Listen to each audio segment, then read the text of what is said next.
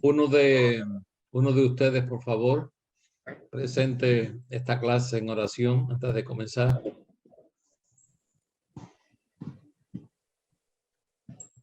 Bendito Dios, gracias te damos, Padre, por este nuevo día que nos has dado. Gracias te damos, Señor, por tus misericordias, tus bondades que son nuevas hacia nosotros todos los días. Y damos gracias, Señor, de la bendición de esta clase, por poder ver el rostro de nuestros hermanos en esta mañana. Y, Padre, pedimos tu bendición sobre cada uno y tu bendición sobre esta clase, que tu Sí, Señor. hermano Alex en esta mañana, que tú hablas a nuestros corazones. Y oh Padre, pedimos tu protección sobre los hermanos ahí en Cuba con esta tormenta que aproxima, Señor, que tú seas con ellos. Y Padre, gracias te damos todo por todo, Señor, porque te lo debemos todo a ti, Señor, tu grande salvación en nuestras vidas, la verdad, tu iglesia, Sí, Padre. Señor, y te lo apreciamos todo, Señor, y pedimos todo esto en el nombre de Cristo Jesús. Amén. Glorias. En la semana he recibido varias preguntas y voy a utilizar el tiempo de la clase para ver si terminamos este tiempo de preguntas y respuestas. Hay algunas que creo que va a ser un poquito difícil ser un poco explícito, o ser explícito, mejor dicho. Alguien pregunta en cuanto a las maldiciones de padres a hijos. ¿Es posible como hijos de Dios ignorar algo del pasado de nuestros padres o por pecados de nuestros padres que podamos padecer de alguna maldición? Esto es para ayudar a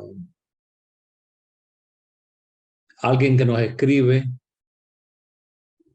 que tiene un hijo de 17 años y quiere entrar a la clase de los jóvenes, pero que él no sabe inglés. Bueno, hay algunos que están entrando a las clases de inglés y aunque no pueden conversar, siempre recogen algo.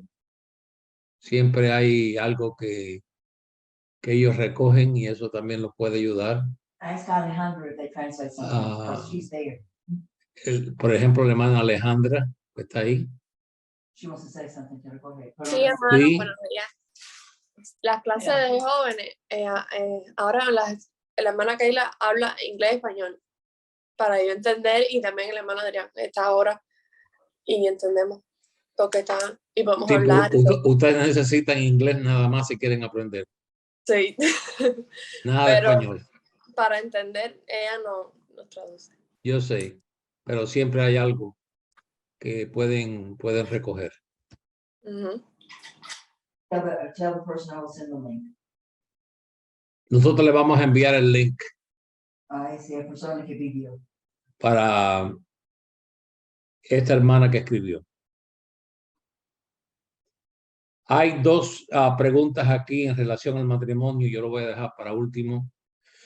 La otra es en relación bueno, vamos a comenzar con la primera. Este asunto de las maldiciones por generaciones. Es necesario entender, por eso es que muchas veces damos por sentado que nosotros entendemos correctamente el mensaje de la gracia, del evangelio, de la muerte de Jesucristo en la cruz, y a veces pasamos por alto cuánto es el alcance de la muerte del Señor Jesucristo por nosotros.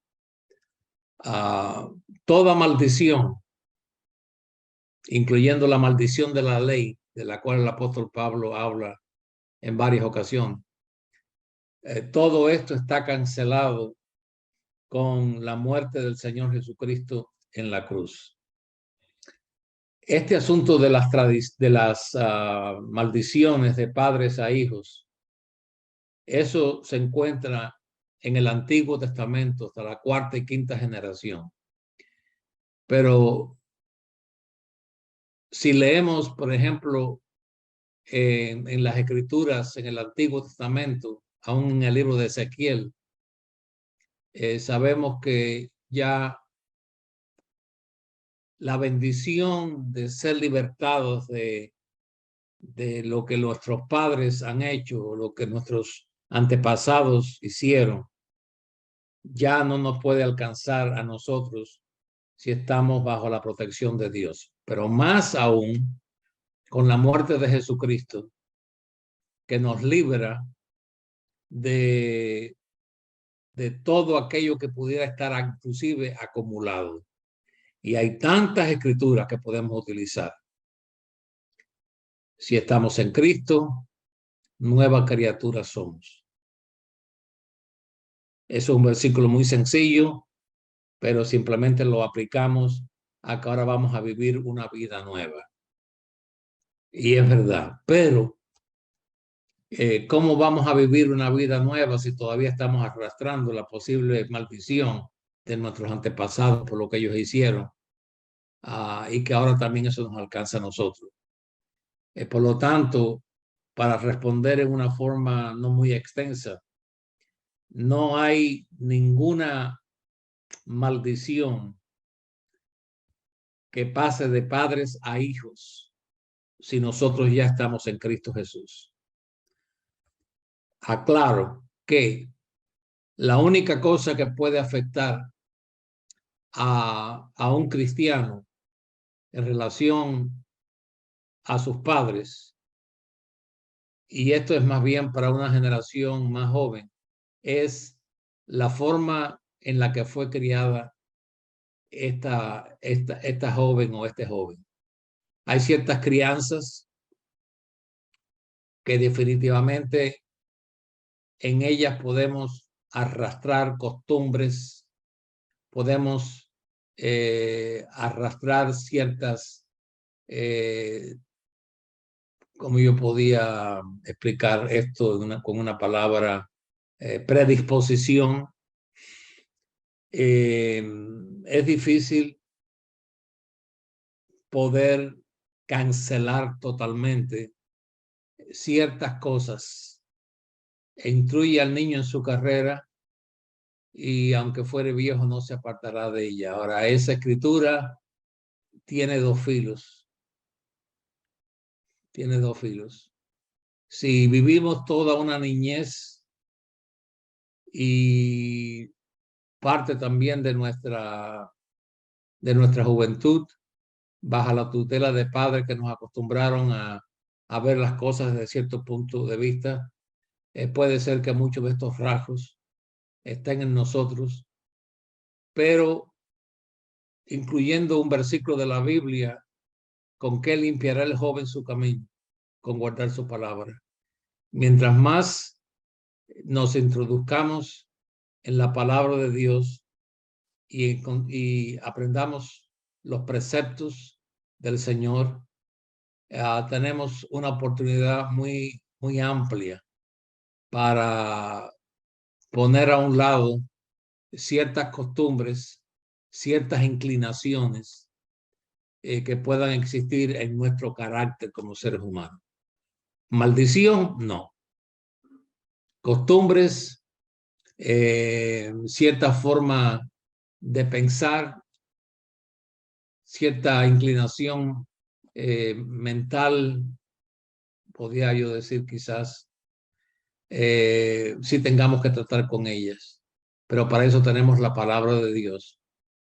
Y para eso tenemos también la oración. Y para eso también tenemos el Espíritu de Dios, quien nos guiará a toda la verdad. Volvemos a repetir ese versículo nada más que se usa en relación a la verdad doctrinal. Eso se refiere a todo lo que sea verdad. Puede ser doctrinal, puede ser asuntos de la vida, que son los verdaderos y no que las tengamos en nuestras mentes por opiniones de nuestros padres o nuestros antepasados. Pero tenemos que, yo diría, agradecerle a Dios que en este plan de salvación existe una total liberación, una completa liberación. Hermano Adrián, levantaste la mano. Sí. Sí. No sé si lo voy a decir a forma de pregunta o a forma de como una, o una aseveración. Y lo que voy a decir es porque muchas personas a veces confunden que en una familia pueden tener una enfermedad genética, congénita, digamos. Ajá. Y entonces como que le ponen el cartelito de que es una maldición. Sí. Y yo como médico pienso que no necesariamente una persona, que es una familia que tenga una enfermedad genética, sea una maldición, pero muchas veces, y escuché en varias ocasiones, que por una familia tener una enfermedad genética, ellos le llamaban que era una maldición, y por supuesto generalmente la descendencia puede padecer esa enfermedad, y ellos dicen que continúa la maldición. Entonces, no sé si estoy haciendo como una aseveración o como estoy haciendo una pregunta confirmando. Pero ayuda esa manera de expresarlo. Y esto ocurre también, porque yo lo he visto como pastor. Cuando tenemos ciertos padres o tenemos el tipo de padre o madre que trata de establecer en la mente de un hijo o de una hija ciertas cosas, puede crear en nosotros una predisposición a guiarnos o inclinarnos hacia eso, que si no hubieran dicho nada, posiblemente no hubiéramos tomado esa actitud. Y yo conozco casos donde padres le decían al muchacho, tú eres un bobo, tú eres un bobo, tú eres un bobo, fulano es bobo. Y el muchacho no era bobo, pero él se lo creyó. Y entonces al creerlo, ya comienza una inclinación. Yo no sé cómo se le pudiera llamar eso. Puede haber una palabra científica para describirlo, pero definitivamente el énfasis aquí está es en que no hay maldición. Nosotros no somos maldecidos por lo que nuestros padres hicieron. Podemos tener rasgos que nos pueden identificar en cierta manera, pero no por maldición. Así que no hay maldición generacional. Hasta ahí lo dejamos. Ahora venimos a otro tema. Hermano Alex, ¿Sí? hay un texto que quiero aprovechar para preguntar si está correcto con el tema que estamos tratando. Dice, más o menos dice así, los padres comieron las uvas agrias, mas los hijos no llevarán la dentera de los padres. Exactamente. Yo lo he interpretado siempre de que es una figura, si los padres se comieron las uvas, a ellos se les va a notar que comieron uvas, pero no al hijo. Por lo tanto, no pueden heredar los hijos lo que los padres hicieron. Exactamente. En el Nuevo Testamento. Claro, porque a su padre le gustaba porque a su padre le gustaba el dulce de guayaba, no quiere decir que usted tiene que gustar el dulce de guayaba. Ahora, si lo estuvo comiendo siempre cuando niño, pues sí, como en mi caso, sí, me gusta la guayaba. Pero no es porque es una bendición de mi padre que yo heredé. Primeramente porque comer guayaba no es una bendición, es un gusto. Pero lo mismo puede ser negativo. A mí no me gusta el dulce coco porque a mis padres no les gustaba el dulce coco. No, eso no fue. No, la razón por la que no te gusta el dulce coco porque casi nunca lo comiste porque a tus padres no les gustaba. Hermano Alex. Sí, mi hermano. Sí, buenos días. Te conozco por la voz. Sí, mire, hay otra escritura también que dice, que Dios dice, todas las almas son mías. lo mismo el alma del Padre que el alma del Hijo. Y Amén. el alma que pecare, esa es la que morirá. No se transmite, no hay No. transmisión ahí. Cada No. uno es responsable. Es lo mismo el Padre es responsable por él y el Hijo también. El alma que pecare, dice que todas las almas son mías. Claramente. Es una cosa personal. Bueno, por eso es que tenemos estas clases, porque todos podemos cooperar, todos podemos, si queremos aportar. Este otro tema es el tema de la Trinidad. Esta pregunta se ha hecho ya varias veces y vamos a aclarar ciertas cosas, porque a pesar de que nosotros decimos creemos en la Trinidad, hay cosas que no están muy claras. Yo no voy a dar un estudio bíblico acerca de la Trinidad, porque tomaría mucho tiempo, pero sí creemos que hay varios versículos que nos pueden ayudar a entenderlo un poco mejor. Tenemos que entender que las cosas que pertenecen a Dios es imposible entenderlas tal como es Dios, porque tenemos una mente diferente a Dios, aunque muchos dicen que las escrituras dicen tenemos la mente de Cristo y ellos se creen que son Cristo número 2. Pero vamos a ir a este tema. Aunque la palabra Trinidad no ocurre en la Biblia, esa palabra no está. Es una palabra que nos ayuda a entender que Dios es trino. No son tres dioses, es un Dios. Y correctamente debemos decir Dios, Padre, Hijo y Espíritu Santo. No debemos decir Dios Padre, Dios Hijo, Dios Espíritu Santo, porque entonces ya eso puede llevarnos a independizar a los tres cuando sabemos de que hay un solo Dios y que la palabra Dios en muchas escrituras implica la obra unificada de los tres. Primeramente entendemos esto cuando en la Biblia, yo no voy a dar versículos para todos, pero por ejemplo, hagamos al hombre.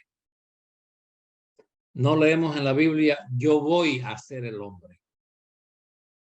Hagamos al hombre. Y alguien puede decir, no, porque él estaba hablando con los ángeles. Los ángeles no tuvieron ningún acto de creación. Ellos no crearon, pues ellos son creados. Ahora, hagamos al hombre, nos está hablando de más de uno. Porque si separamos aquí, entonces leeríamos yo voy a hacer al hombre o voy a hacer al hombre. Hagamos al hombre. Cuando Jesucristo es bautizado, tenemos la manifestación de los tres, donde en la Biblia encontramos que se oyó una voz del cielo, donde dice Jesús está siendo bautizado. Ahí tenemos al Hijo. Y entonces del cielo el Padre dice, he aquí mi Hijo amado. 2. Y el Espíritu Santo descendió sobre él como una paloma. 3. Ahí vemos la obra de los tres. En el mensaje dado a los discípulos que fueran por todo el mundo y predicaran el evangelio, la orden del Señor Jesucristo fue que aquellos que creyeran fueran bautizados en el nombre del Padre, del Hijo y del Espíritu Santo. Es más, no dice bautizándolos en los nombres del Padre, del Hijo y del Espíritu Santo. Otra equivocación, que Dios el Padre solamente obró en el Antiguo Testamento, que en la dispensación de Cristo fue solo Cristo y que ahora estamos bajo la dispensación del Espíritu Santo, por lo tanto, cada cual ha tenido su época. No, no. Tenemos suficientes escrituras en el Nuevo Testamento para ver el funcionamiento de los tres. Por ejemplo, esto sí lo vamos a leer. Segunda de Corintios 13, 14.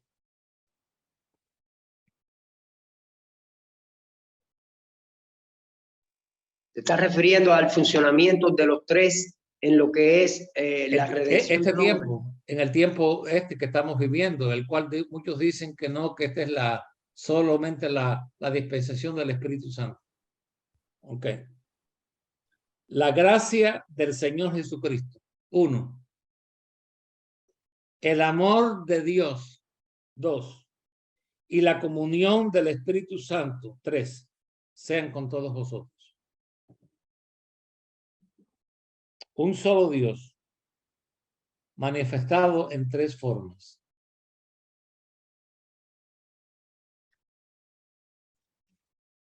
Efesios 1.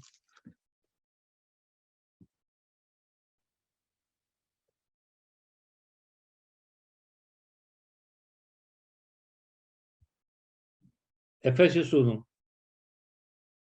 Versículo 3.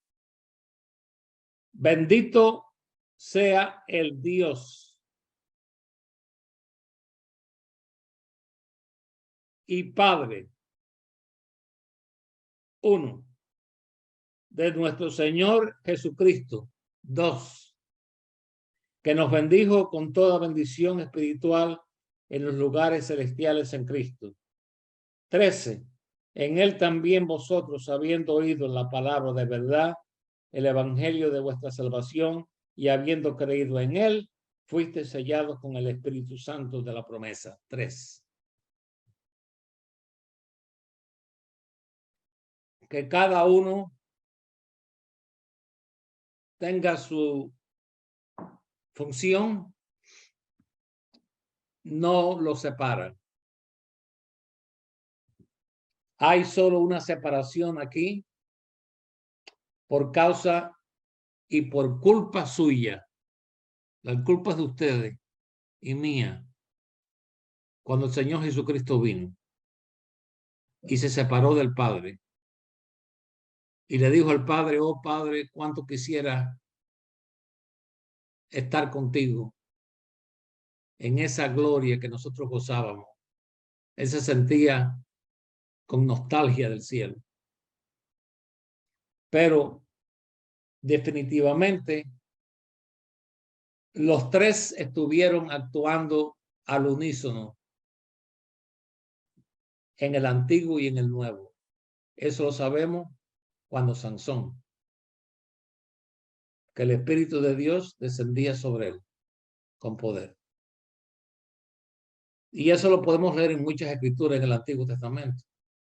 Pero el punto es que no podemos separar que Dios está por un lugar, después el Cristo vino y entonces el Espíritu Santo por acá. Los tres trabajan al unísono.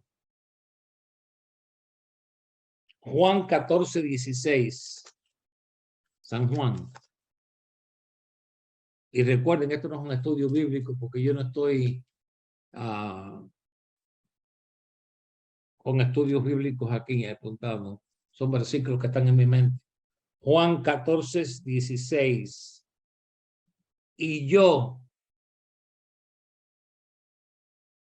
rogaré al Padre. 2. Y os dará otro consolador. 3. para que esté con vosotros para siempre. Versículo 26. Mas el Consolador, el Espíritu Santo, uno, a quien el Padre enviará en mi nombre. 2 y 3. Él os enseñará todas las cosas y os recordará todo lo que os he dicho. Los tres en esta dispensación. El Padre, el Hijo y el Espíritu Santo.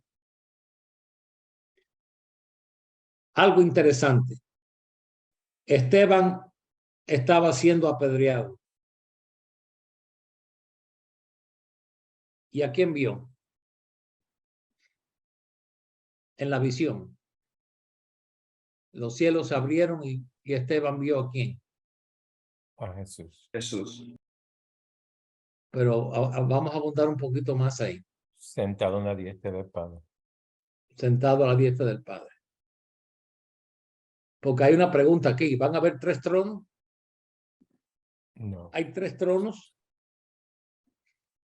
Un solo trono. Cada vez que Juan vio el trono de Dios, vio uno solo.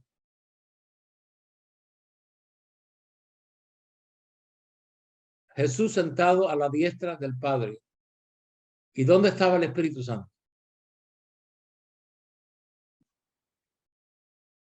Es una pregunta. Estaba aquí abajo, ¿no? Entre la... En la tierra. aquí abajo. ¿Puedes abundar un poquito ahí más, hermano? Hacerlo más eclesiástico.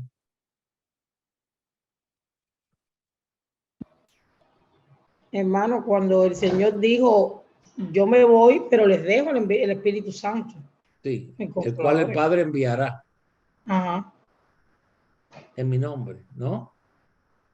Sí, en mi nombre les dejo el Espíritu Santo. Ahí están los veces- tres. Que está con nosotros. A veces se dice que a veces dicen que el Señor dijo, les dejo el Espíritu Santo y no les dejo porque no estaba ahí. No, con no él. les dejo, no. El Les Espíritu enviaré. Santo, vamos a ahondar un poco, vamos a sacar la pala. Vamos a ahondar un poquito aquí.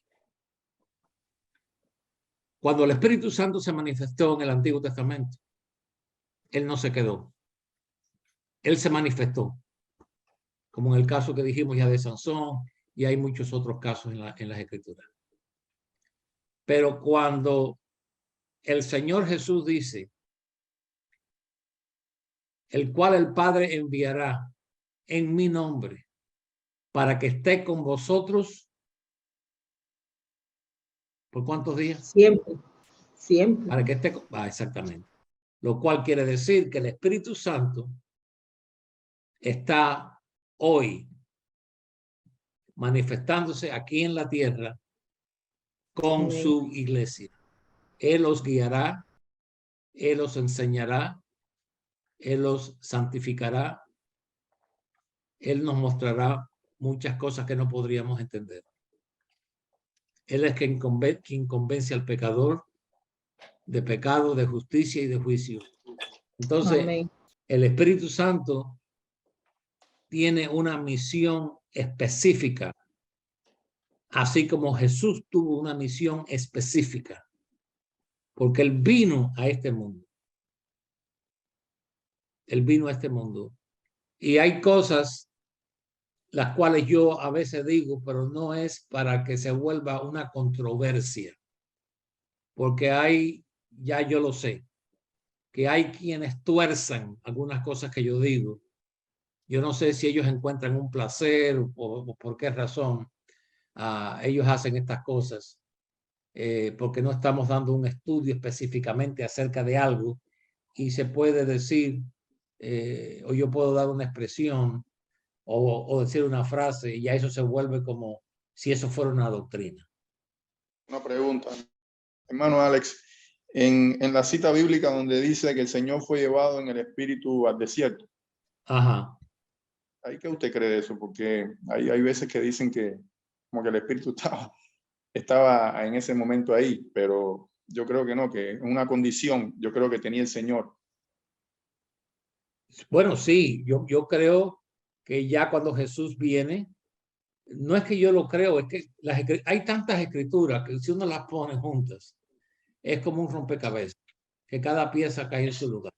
Cuando Jesús viene, Él no pierde su divinidad como Dios, pero sí se despoja a sí mismo de su gloria. Entonces, al tomar un cuerpo de humano, Él ora, Él come, una cosa que nunca había hecho. Él comió, duerme. El que guarda a Israel no duerme. Pero aquí lo vemos en su condición de hombre, que él come, él duerme, él se cansa. ¿No? Y cuando el Espíritu Santo comienza a trabajar en su vida ya a los 30 años, recuerden de que los sacerdotes y los escribas eran reconocidos a los 30 años, no antes. Cuando Jesús cumple 30 años, por eso es que él espera a esa edad para manifestarse. Como maestro, como escriba, como muchos le llamaban rabí. Ahora, el Espíritu Santo hace su obra trabajando con él, ya que él está sujeto a ese cuerpo de carne y hueso. Y el Espíritu Santo lo guía, lo dirige al desierto para ser tentado. Eso es lo que expresan los cuatro evangelios. Porque él estaba en un cuerpo físico. Y por eso es que hay ciertas limitaciones. Esto es algo muy, pero muy profundo para captarlo. Y yo no me atrevo a decir esto por causa de que es una cosa tan profunda. Hay un versículo que dice que las cosas secretas pertenecen a Jehová. Entonces, nosotros no podemos saber todo lo que Dios sabe. Vamos a comenzar por ahí. Algunos predican y actúan como si ellos fueran Dios. Que ellos lo saben todo, ellos conocen todas las cosas. Hay muchas cosas que están limitadas definitivamente para mí.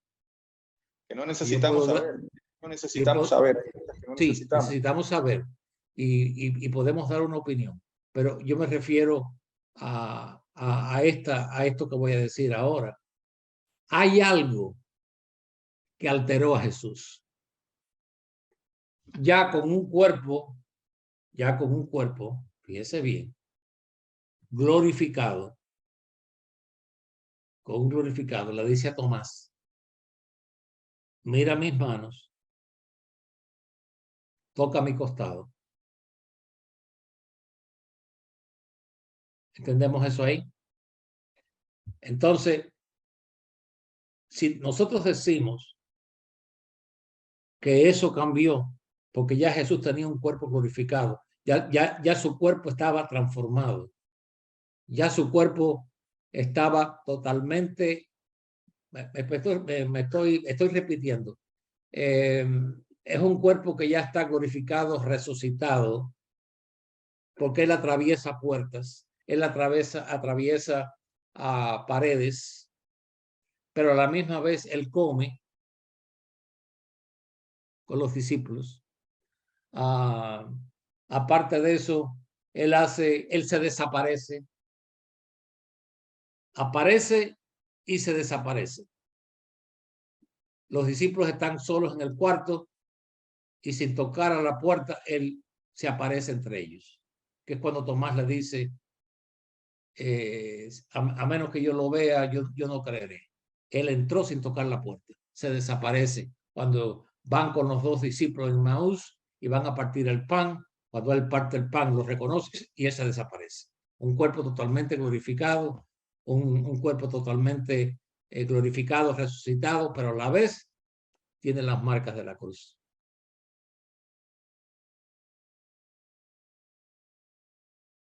Ahora, ¿qué podemos decir acerca de eso? ¿Vamos a inventar una respuesta? No, pero si nos guiamos por lo que dicen las Escrituras,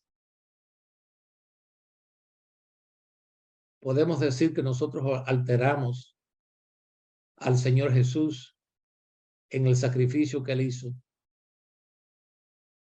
Yo quisiera pensar, escuchen mi palabra, yo quisiera pensar que fuera como un testimonio para la eternidad de todos los redimidos, de su gran amor para con nosotros que dio su vida para salvarnos de tan terrible condenación. Es lo que yo quisiera creer. Ahora,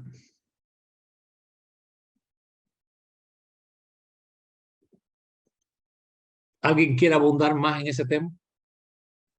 ¿Hay alguna pregunta más en relación a esto? Hermano Alex, es la hermana Kathy. Yo siento que una de las formas que yo he tenido para reconciliar el asunto del espíritu es cuando él dice que es nuestro consolador, es que lo siento que es como una presencia de Dios con nosotros, como una forma Sí. que él se comunica con nosotros en los momentos que nosotros buscamos de él y lo necesitamos. Es como la forma que él se comunica con nosotros. Yo, hermana Kathy, yo lo llevaría un poquito más allá. Porque él dice ahí en Juan 14, el Espíritu Santo que está con vosotros y estará en vosotros.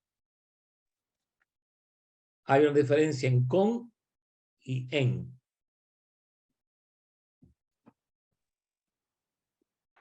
El bolígrafo está con la Biblia aquí. Está con ella. Ahora, si yo lo pongo aquí, ya no está con, está en. Amén. Está con vosotros, pero estará en vosotros. El Pentecostés cambia ese concepto. ¿Alguien más? No tengo claro eso. Es el momento de preguntar, hermano. Yo no tengo todas las respuestas, Sí, hermano pero le Alex. aseguro que si hay algo que yo no estoy muy seguro, yo le digo José Montano. la próxima semana. Hermano José Montano, levantaste la mano. Sí, yo realmente yo eso no lo acabo de comprender, hermano. Con y en. Cuando dice con el espíritu, que el espíritu está con nosotros, se puede ver que está fuera de nosotros. Está ¿Cómo fuera es? de nosotros. Se puede ver que es que está fuera de nosotros. Fuera, desde afuera está tratando con nosotros. Está con. ¿Con quién? Hermano, tú tienes una compañera, ¿verdad? Ella, tú estás, ¿cómo es tu relación con ella? Bueno, depende de... No vamos a entrar en tu vida personal. Práctico. Tú estás con ella. Sí. ¿No? Sí, claro. Eso quiere decir que tú necesitas estar. ¿En qué otra forma? Tú estás con ella. Ella está contigo. El Espíritu Santo estuvo con los discípulos en la forma, bueno, claramente, estaba con los discípulos, pero no estaba en ellos hasta el día de Pentecostés. Que es lo que se llama ser bautizados con el Espíritu Santo. Que es cuando el Espíritu Santo ya no está necesariamente al lado de uno. Pero parte ahora de está uno. habitando en ti. Claro, es parte de uno ya. Está funcionando desde adentro contigo, porque te ha llenado. Claro. No simplemente, no simplemente acompañándote. María, ¿quién? ¿Hermana quién? Sí, María Josefa. María Josefa. Sí, usted, hermana, levantó la mano. Sí, sí. Sí, pregunte, yo hermana, opine, diga. No, yo le doy gracias a Dios por esto, porque es cosa que siempre uno ha pensado, pero siento que efectivamente con nosotros, como usted decía, es el cumplimiento de la promesa. Él dijo, yo estaré con vosotros todos los días de su vida hasta el fin del mundo. Si está Cristo, estará el Espíritu Santo, porque son uno, son el Claro. mismo Dios. Pero el estar en nosotros, pienso yo, que requiere ya una condición espiritual un poco más profunda, muy cerca de Dios, muy cerca de la santidad. Cuando está en nosotros, yo lo veo así, pienso que es cuando tenemos un nivel más cerca de Cristo, más acorde a lo que Él quiere que nosotros hagamos, un acercamiento mayor, pienso yo, ¿verdad? Ok, yo voy a hacer una pequeñita demostración aquí, que yo no la estaba preparando, pero le pedí a mi esposa que está conmigo a que me ayude aquí un momentico ahora. Y en ti Bueno, es parte de ti, claro. sí, somos uno, pero todavía ella está allá. Mira, ella está allá, yo estoy aquí. Ella está conmigo. Este está conmigo. Ahora están Ay, qué rico. adentro de mí. Es más o menos lo mismo que yo hice con el hijo. Ok. Cuando venimos al Señor, el Espíritu Santo no está con nosotros. No. Ahora, ¿por qué hemos venido a Cristo? Porque hemos venido a Cristo y necesitamos de su presencia. Y ya estamos a este lado del Pentecostés. Yo estaré con vosotros hasta el fin del mundo. Eso incluye de que la presencia del Señor Jesucristo estaría con su iglesia. Pero cuando estamos hablando ahora en una forma teológica, estamos hablando de una forma ya escudriñando las Escrituras. Ok, el Espíritu Santo viene y está con nosotros. Está con nosotros. Y Él nos acompaña. Pero todavía tenemos una condición interna que se llama el yo. Y es cuando usamos la doctrina de la santificación, cuando somos bautizados con el Espíritu Santo, y entonces ya el Espíritu Santo necesariamente no está con nosotros. Alguien dice, ¿y por qué no está en nosotros? Porque el yo todavía está aquí adentro. Entonces el Espíritu Santo entra, porque no hay lugar para dos. El yo no puede estar junto con el Espíritu Santo. El Espíritu Santo tiene que santificarnos. Y cuando esa obra de santificación se lleva a cabo, ahora el Espíritu Santo está en nosotros. Por eso es que podemos hacer la voluntad de Dios. Y por eso es que podemos llevar a cabo, si queremos usar la expresión, la perfecta voluntad de Dios. Porque ya nosotros hemos muerto nosotros mismos. Eso es lo que implica que el Espíritu Santo está en nosotros. Porque ha habido un acto de consagración.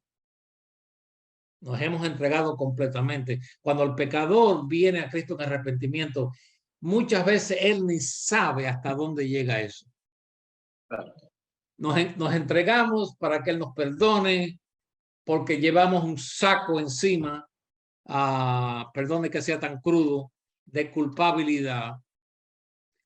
Sabemos que necesitamos algo mayor que nosotros. Entendemos que Cristo salva, Cristo perdona. Venimos a Él y nos regocijamos en esa paz. Nos regocijamos en esa libertad de nuestros pecados. Pero realmente nosotros no entendemos todo lo que ocurre en nosotros. Lo vamos entendiendo después. Entonces, a medida que va pasando el tiempo, es cuando comenzamos a decir amén. Gloria a Dios. ¿Por qué? Porque comenzamos a descubrir, comenzamos a ver por primera vez realmente cuán profundo era el hoyo en el que nosotros estábamos. Exacto. Es como, déjame ver si puedo, una ilustración. Usted puede estar conforme comiendo no siempre quiero hacer alusión a Cuba. Vamos a usar, okay, usted puede estar acostumbrado a comer un picadillo malo. Y eso es lo que usted ha conocido. Por ejemplo, yo he conocido personas que han dicho, toda mi vida yo me acostumbré a comer espagueti con ketchup, con cachú. ¿Ustedes saben cuál es? Porque en algunos lugares le llaman diferentes cosas. Ketchup, ketchup, catsup. Ok. Y dice, y el primer día que yo me comí unos espaguetis hechos con picadillo y carne de verdad, no me sabía espagueti. Ah, porque estás comiendo algo mejor ahora. Es como la persona que nunca se ha comido un bistec y todo lo que ha comido en su vida ha sido carne mala. Y un día le dan un bistec de 2 pulgadas de ancho, ¿sí? Blandito, que no tienen ni que usar el cuchillo para cortarlo. Porque sí existen, esto no es para que usted comience a babear ahora. Existen bisteces que usted no tiene ni que usar casi el cuchillo para cortarlo porque el tenedor los corta por lo blandito que son. Entonces comenzamos a entender que había algo mejor, pero no lo sabíamos. Entonces, a medida que nosotros, al entregarnos al Señor y comenzamos a entender cuán amplia es esta gracia, cuán grande ha sido nuestra liberación, comenzamos a decir gloria a Dios, comenzamos a decir amén, comenzamos a decir gracias al Señor, porque ahora estamos viendo mejor, estamos ahora entendiendo mejor de dónde Dios nos sacó. Cuando nosotros somos llenos con el Espíritu Santo amplía, es como una amplificación. Dice, Él me glorificará a mí. El Espíritu Santo me glorificará a mí. Por eso es que nosotros no adoramos directamente al Espíritu Santo, aunque Él es Dios, con el Padre y el Hijo. Aquí dice, ese es otro asunto ahora que usted me ha mencionado. Hermano, estamos en un estudio. El Espíritu Santo amplía a Jesucristo, glorifica a Jesucristo. Esa es otra de sus grandes misiones. Usted ve mejor la obra del Espíritu de Dios a través de su Hijo.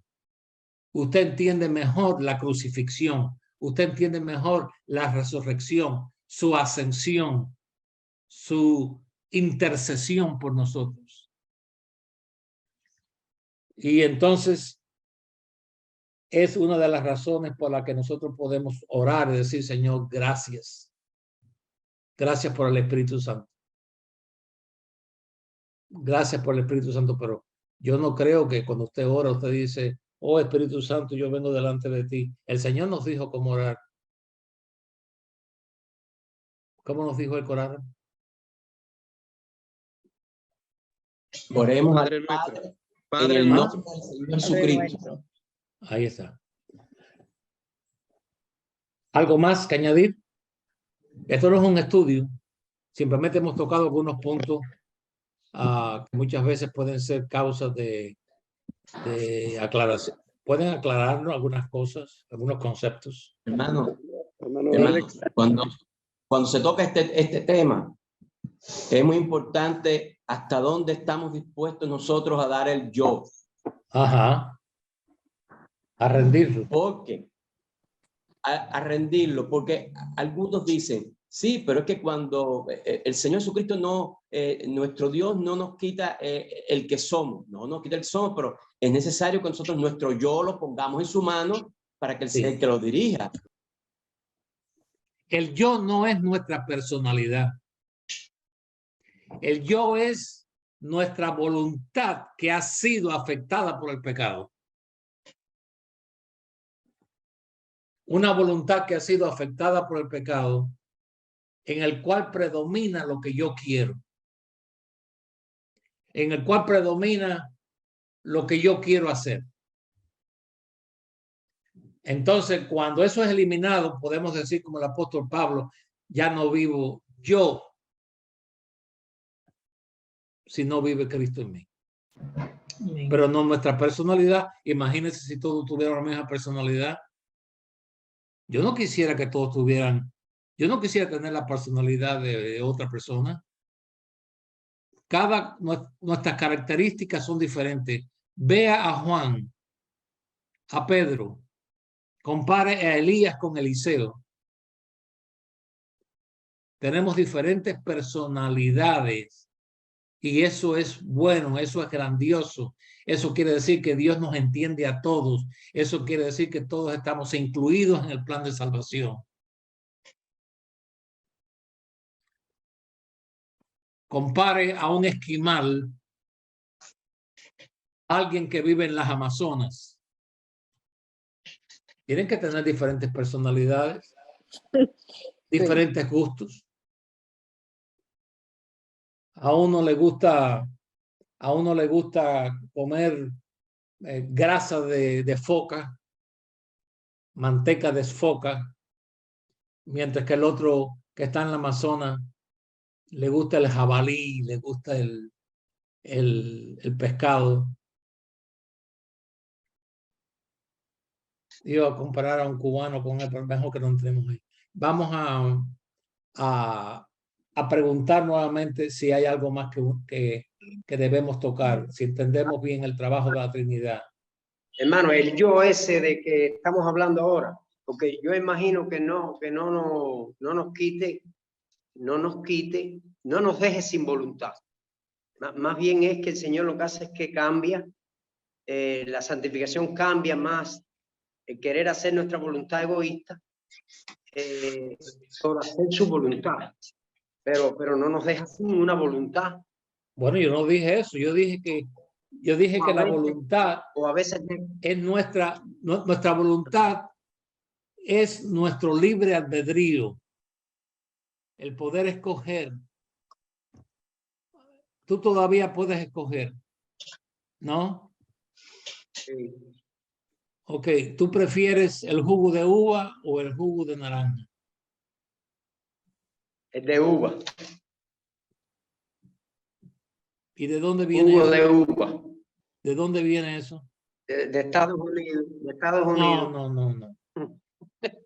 No, yo sé.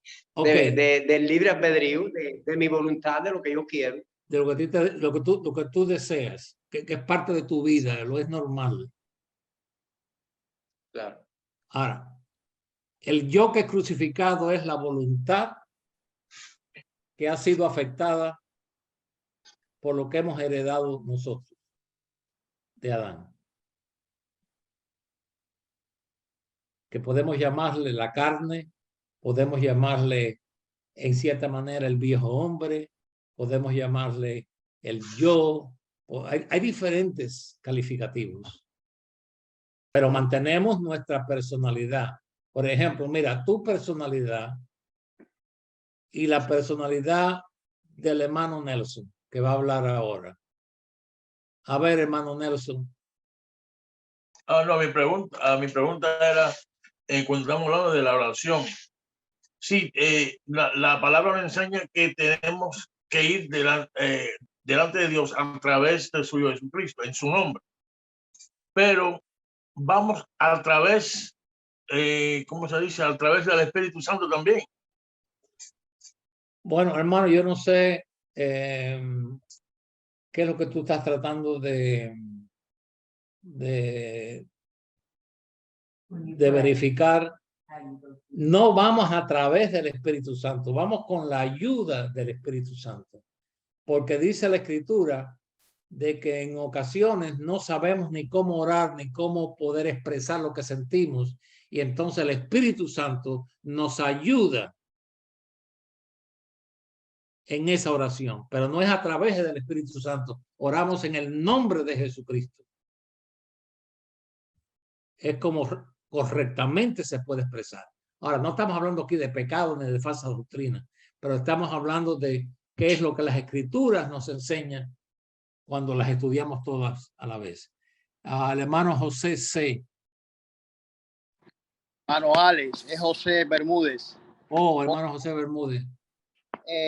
usted menciona que el espíritu tiene funciones específicas. Cuando hablamos esto y decimos que el espíritu o Dios es omnipotente, omnipresente, omnisciente, esas son palabras de humanos o son palabras que están en la Biblia. Oh, no. Refiriendo La palabra omni, las primeras 4 palabras, omni significa todo. Omni. Entonces, cuando decimos omnipotente, es que él todo lo puede. Es una palabra que explica. Omni, o que la palabra siente, ahí que lleva una S, significa conocimiento. Omnisciente, todo lo sabe. La otra es, casi se explica a sí misma, presente, omnipresente, que está en todos los lugares. ¿Cómo llegamos a esa conclusión? Porque vemos en las escrituras que Dios todo lo sabe, que Dios todo lo puede, que Él es el alfa y el omega, el principio y el fin. Y esos son calificativos o cualidades que tiene Dios, nuestro Padre, Hijo y Espíritu Santo. Sí, pero hermano, la pregunta mía, ese calificativo no es obra del mismo hombre, es expresión del hombre, no es que esté en la Biblia, ¿verdad? Exactamente como la palabra Trinidad. La palabra Trinidad no aparece en la Biblia, pero hay una cantidad de palabras, por ejemplo, la palabra Calvario, yo creo que no, es una traducción de la palabra calavera, ¿no? Y decimos en el monte Calvario, en el monte Calvario. La Biblia no dice el monte Calvario. Son palabras que sabemos son parte de nuestra forma de expresar, de hablar, porque no todo lo que nosotros hablamos tienen que ser palabras que están en la Biblia. Son palabras que nos ayudan a entender estas cosas. Es como cuando decimos infierno y lago de fuego. Bueno, a veces usamos la palabra infierno, a veces usamos la palabra el lago de fuego, las dos palabras son bíblicas, pero todo es una parte de nuestro lenguaje como seres humanos. A la misma vez tenemos que entender que estamos hablando de la Biblia en español. Cuando comenzamos a leer la Biblia en inglés, cuando leemos la Biblia en francés, cuando leemos la Biblia en chino, imagínense cuántas palabras posiblemente ni existen en alguno de esos idiomas. Y entonces se usa la palabra que más se acerca para poder tener, es como el que traduce un mensaje, no puede traducir literalmente palabra por palabra. ¿Qué es lo que hace un traductor? Traduce el pensamiento. Es todo lo que puede hacer. Pero para aclararlo nuevamente, hermano, no son palabras que aparecen en la Biblia, pero son palabras que nos ayudan a entender lo que es Dios. Ok. Hermano Figueroa. Es el hermano Wilmer que Sí, está esperando ahí. Sí, Pastor Alex, una pregunta. Hablando de la santificación, ¿cuál es la diferencia entre la muerte del yo y el nuevo nacimiento? El nuevo nacimiento es cuando tú eres trasladado del reino de las tinieblas al reino de la luz, y cuando tú entras en el reino, es la entrada del reino. El que no nace de nuevo no puede entrar en el reino. Cuando tú naces, tú sales del vientre de tu madre y entras en otro mundo, un mundo desconocido para ti. El nuevo nacimiento es el comienzo de una nueva vida en Cristo. Ahora, esa nueva vida en Cristo hay que educarla, hay que enseñarle, porque la nueva vida en Cristo es como el niño cuando nace, que tiene que aprender a gatear, tiene que aprender a caminar, tiene que aprender a hablar. Los niños cuando nacen no siempre lo ven todo bien. Son como los gatos que casi no ven. Entonces, el nuevo nacimiento se diferencia a la santificación, porque la santificación erradica esa tendencia que nosotros traemos hacia el mal. A los niños no hay que enseñarles lo malo. Eso viene dentro de nosotros. Es un paquete que viene con nosotros. Pero Dios no nos imputa eso. Por eso que los niños pueden ir al cielo. Los bebés. Ok. Porque no tenemos conocimiento todavía del pecado. Dios no nos imputa eso. Ahora, cuando cruzamos la raya, que ya dejamos de ser inocentes y ya conocemos la diferencia entre el bien y el mal, ahora Dios dice, ahora arrepiéntete. Porque lo que estás haciendo, lo estás haciendo con conocimiento. ¿Es suficiente eso, hermano? Sí. Hermano Alex. Miguel Rosales. Hermano Alex. Soy el hermano Daniel. Oh, sí. Hace como 20 minutos usted lanzó una pregunta y me quedé con el deseo de escuchar la respuesta. Utilizó usted el texto de cuando Esteban estaba siendo apedreado y vio a Cristo sentado a la diestra del Padre y usted preguntó, ¿hay 3 tronos? Y yo me quedé esperando. No, lo que yo estaba diciendo es que él no vio el Espíritu Santo. Correcto. Usted preguntó, ¿hay 3 tronos? Entonces, no hay un solo trono. Hay un solo trono. Exacto. Claro. Bueno. Es que eso está en la Biblia claramente. Y vi un gran trono. Capítulo 4, capítulo 5, Apocalipsis 20. El libro de 2 de Corintios, cuando nos presentemos delante del trono de Dios, no delante de los tronos de Dios. Correcto. Hay un solo trono. Okay. Eso era todo, hermano, en la pregunta. Sí, no, gracias. En la vida pueden haber 2 tronos. Alguien dice, me va a complicar las cosas ahora. Bueno, aquí ocurre, cuando usted se siente en su trono, hay un problema.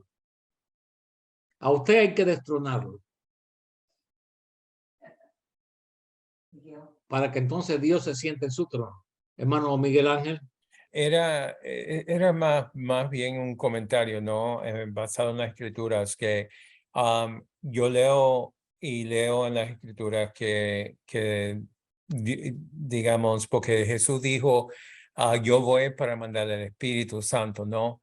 Sí. Pero la cosa es que no es que estamos sin el Padre y el Hijo también. Leemos en las escrituras que si nosotros nos separamos y nos mantenemos en Él, hemos sido justificados, santificados, es que Dios mora en nosotros, ¿no? Esa es la realidad.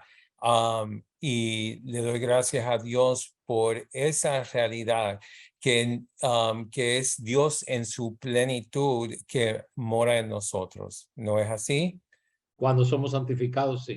Exacto. Entonces, eso es lo que es respaldado por la palabra de Dios, que eso es lo que enseña la palabra de Dios cuando somos santificados. Y también le doy gracias a Dios que es una realidad para los hijos de Dios, que podemos ser libertados de nuestros pecados, pero también libertados de ese pecado heredado. Y poder ver que el poder de Dios es perfeccionado en nosotros, ¿no?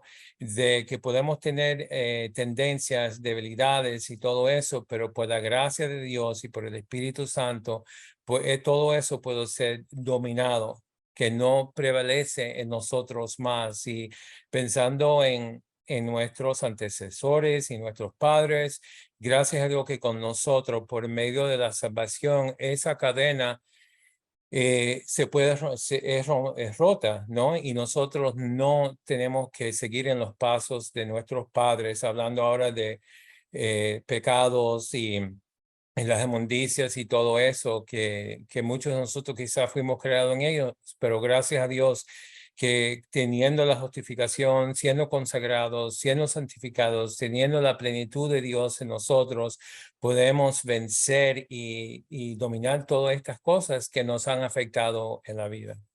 Eso era todo. Muy bien, hermano. Vamos a tener que soltar eso porque quiero cubrir esta última. No sabía que se había hecho tan tarde y ustedes deben estar ya cansados de estar oyéndome a mí. Hay una aquí que es muy sensitiva. Realmente tengo un poquito de problema en cómo abordar esto. Porque la persona que lo escribió más, de una forma más íntima. y es qué ocurre entre esposas y esposos en relación a la intimidad. La intimidad. La pregunta no la voy a leer, pero dice 1 Corintios 7:3. El marido cumpla con la mujer el deber conyugal. Hay un deber que el hombre tiene con su pareja. El apóstol Pablo usa la palabra deber, es un deber conyugal. Y asimismo la mujer con el marido. Esto es, ya que no hay menores aquí, cuando el marido necesita ese deber conyugal, la mujer o la esposa, nos dice la escritura, debe cumplir su deber conyugal. Versículo 5, no os neguéis el uno al otro, a no ser por algún tiempo de mutuo consentimiento. Aquí está una situación que no es muy fácil, que se puede explicar, a menos que se explique en una forma personal. En una situación matrimonial pueden haber ciertos problemas. Pueden haber problemas físicos, pueden haber problemas, no sé si la palabra correcta es esta, pero yo creo que ustedes la van a entender, ciertos tabús, cierta forma de crianza que fueron enseñados.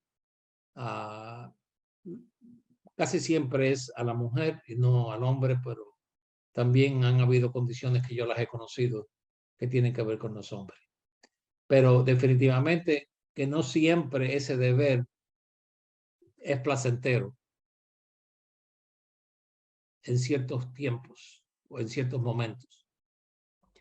Pero las escrituras confirman y enseñan que no necesariamente tiene que haber un deseo ardiente en ambos, porque eso puede variar, lo mismo en ella que en él. El punto importante aquí es, esto es parte de nuestra consagración a Dios. Queremos hacer lo mejor para la gloria de Dios. Queremos glorificar a Dios. Y una esposa, si no tiene problemas, excepto en su mente, se niega a cumplir ese deber conyugal, está empujando a su esposo a una tentación, está empujando a ese esposo a un adulterio, y lo mismo puede ocurrir de la otra manera. Así que yo no quiero ahondar mucho en esto, pero yo espero que la persona que lo escribió entienda. Ahora, si existe una situación que puede ser irreconciliable, especialmente cuando hay una pareja que no es salva, y esa pareja, yo creo que yo puedo ahondar un poquito aquí, sin ser demasiado crudo, porque existen esos casos, yo los he conocido, donde la persona no es pulcra, donde la persona no usa higiene, donde la persona, inclusive si no es salvo, puede estar borracha o borracho, o puede estar en una condición abusiva. Hay ya entonces un tipo de consejo que puede darse, y si existe, entonces lo mejor es hablar con su pastor si usted lo tiene. Si no tiene uno, busque o hable con alguien que la pueda ayudar, que no le vaya a dar los consejos de su experiencia, no, porque lo que yo he hecho, a mí no me interesa lo que usted ha hecho, a mí lo que me interesa es cuál es mi posición, cuál debe ser mi posición como una hija de Dios o como un hijo de Dios en relación a esto. Y aquellos que son pastores y obreros aquí, que tratan, estos temas no se pueden meter debajo de una debajo de la cama. Estos asuntos yo los he visto, que hay personas que se han apartado por los pastores tener miedo en hablar de esto. Y yo creo que hay muchos estudios bíblicos que debían utilizarse para tratar estos temas, en vez de tratar temas de que Dios está contigo y Dios te ama y gracias a Dios por ser fiel. Eso lo oímos continuamente. Hay asuntos que hay que tratar frente a frente. Porque si ellos no lo aprenden de la boca de un siervo de Dios, lo van a oír de bocas de otros que no son salvos. Y yo he conocido estos casos de que hay un sentir de tabú. Eso no se puede hablar, eso no se puede decir, porque especialmente si pueden haber niños de 10 y 11 años. Hermano, hay niños hoy de 10 y 11 años que saben más acerca del sexo que los padres. Entonces, no quiero ser crudo en esto, no quiero ser vulgar, pero estas situaciones sí deben tratarse. Hay que tratarse. Es más, se deben tratar aún antes que exista una boda o existe un matrimonio. Porque por falta de enseñanza, grandes errores se cometen. Y hay muchos naufragios matrimoniales por causa de la falta de entendimiento y por la falta de conocimiento bíblico, porque también ahí el Espíritu Santo nos puede ayudar. Lamentablemente ya el tiempo se nos acabó, o para algunos alegremente, porque me dice, pastor, salga de ese tema lo más rápido que usted pueda. Y ya he estado con ustedes 1 hora y media, así que me dispensan por haberme alargado, pero por tantas preguntas, pues bueno. Padre Celestial, en esta mañana agradecido por habernos dado un día más de vida, por habernos dado, Señor, una vez más el privilegio de abrir nuestros ojos, por el privilegio de poder tener este tiempo con los hermanos, de poder tratar con estas escrituras, confiando de que no sea simplemente un entretenimiento, Señor, religioso, sino que podamos sacarle algo verdadero, tangible, que podamos incorporar a nuestra vida, Señor, aquí en este mundo que vivimos. Gracias por nuestros hermanos. Pedimos por esta situación ciclónica de la cual no sé mucho, pero Padre Celestial, tú sabes todas las cosas. Guarda a tu pueblo en el paso de este huracán por donde esté o por donde se supone que pase. Guarda tu iglesia, guarda tus hijos, guarda a los desamparados. Y Señor, danos un día hoy en el cual podamos honrarte y glorificarte. Gracias por todo.